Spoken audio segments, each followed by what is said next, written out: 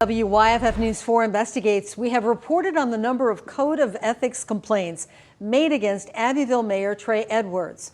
Earlier this month, the Abbeville City Council voted to censure the mayor. One of the complaints came from the city's utilities director, who says the mayor never paid his utility deposit back in 2023. However, the mayor's utility services went uninterrupted for years.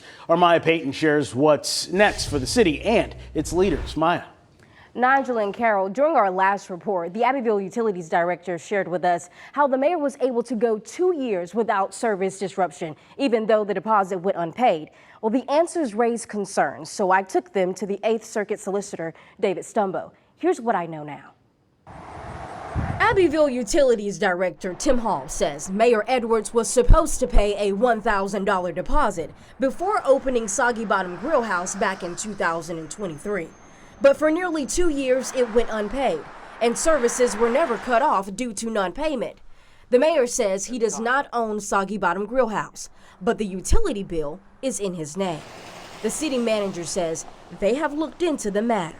Whenever any type of incident happens, we always make sure to review our policies and procedures to make sure they're up to date, as well as do internal trainings to make sure that anybody involved with the process, that there are no future issues. I reached out to Solicitor David Stumbo's office and asked, does allowing an elected official to keep city services for nearly 2 years without a required deposit constitute misuse of office or public resources?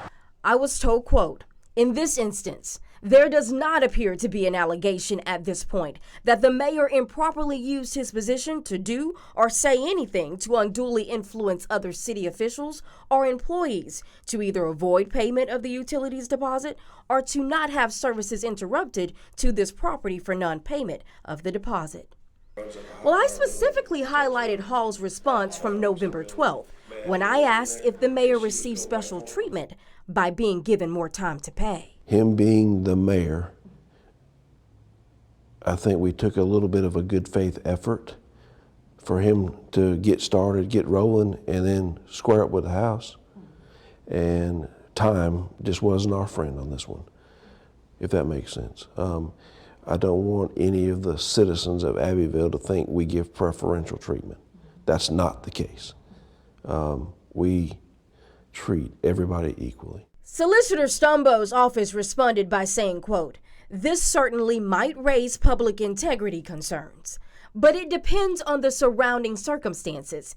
Here, this statement in and of itself would not be sufficient to allege the mayor or any other city official committed criminal misconduct. Well, I requested an interview with Solicitor Stumbo to discuss this even more.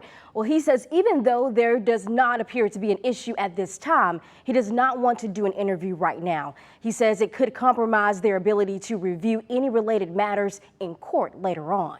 In the studio, I'm Maya Payton, WYFF News 4.